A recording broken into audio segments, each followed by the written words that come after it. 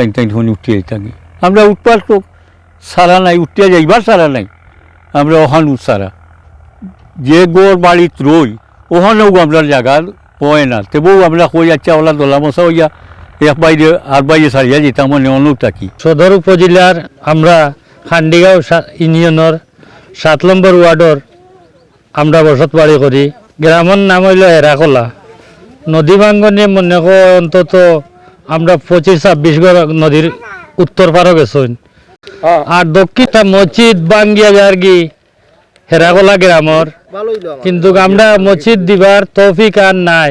অনেও একটা মসজিদ যার কি বাঙ্গিয়া বাঁকা কয়েক ঘর মানুষ লইয়া এখান আসি ওখন গো নদী ভাঙ্গনে আমরাও গুনা নদী যাইতাম আর যাওয়ার আমরা তৌফিক নাই।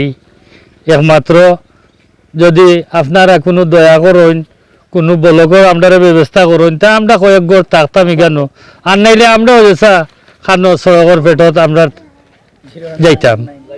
যাইতে হইব। আমরা যাওয়ার জায়গা নাই, এখানে কোনো অর্থ সম্পদ আর জায়গা উগাইতা কোনটা নাই। সব মানুষ আমরা অসহায়। ও দৌকা নদী ভাঙ্গনে মসজিদটাতে গেছে আর এই মসজিদ দিবার তৌফিক আমরা আর নাই। ওখানকু আপনারা দয়া করিয়া আমরা ও নদী ভাঙ্গনটারে একটা বল্লক পাল্লাই আমরা কয়েক ঘর গরিব আছি এরা আমরা এখানে রইবার একটা উপায় আপনারা করে দেখ সরকার থেকে। আমরা নাই, আমরা খুব অসহায় গরিব মানুষ। আমরা ও নদীর বাঙ্গনে ও কোনো আসিল বাড়ি ও নদী বাঙ্গনে আমরা ওভার আইছি ওভার বসছে ওভার আইছি আইয়া আরি ওখন তাই তাই নাইয়া আরি হইন আমরা রে যে তুমি তাই নিল ইটা বাঙ্গিয়া হরিয়া যাও চূড়ার ইনো জায়গা প্রশ্রয় হইতো না। আমরা কইছি আমরা প্রশ্রয় হইতো না, আমরা তো বাংলাদেশের নাগরিক, আমরা তো জড়িত যাও নাই, আমরা এখানে রইমু এখানে খাইমু, আমরা মারলেও আমরা উঠিয়ে দিতাম না, আমরা আর উপায় নাই। ওখানেও যে গোর বাড়িত রই ওখানেও আমরা জায়গা পয় না তবুও আমরা কই আচ্ছা ওলা দোলা মশা হইয়া এক বাইরে আর বাইরে সারিয়া যেতাম মনে অনেক থাকি আমরা ও তালে আমরা চলিয়ার খাইরাম কষ্ট মষ্ট করি বুড়া মানুষ। আর বাচ্চাইনও তিন ফুড়ি এক পুয়া সরু কষ্ট মষ্ট করি ওলা খাইরাম। নদী বাঙ্গনে নিচে কি সারা তো বাঙ্গিয়া নিচে আমার ভাই বাতিজা আরও দেশের বাপ ভাই সব আসুন, সেই জায়গা রাখছে না, সব বাঙ্গিয়াছে। ওখান বাংছে আমরা আইসি ওফার তো নেই ওখান টাইম টাইম শুনি উঠিয়ে থাকি আমরা উঠবার তো সারা নাই উঠিয়া যাইবার সারা নাই আমরা ওখান সারা।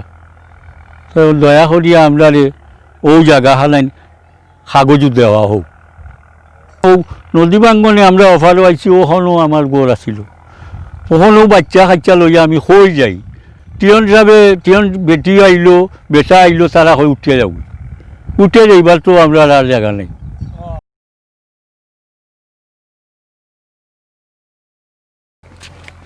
আমরা ওই দেশের নাগরিক, আমরা বাংলার নাগরিক, আমরা খুব অসহায় মানুষ, আমরা কোনো বাড়িঘর ক্ষেত খামার নাই। আমরা বাড়ি নদীয়ে বাঙ্গিয়া নিছে, আমরা নদীয়ে বাঙ্গিয়া নেওয়ার পরে আমরা কোনো হানো আশ্রয় আমরা যে জায়গা লইয়া কিনিয়া গড় বাড়ি বানমু এই ধরনের কোনো আমরার তৌফিক নাই।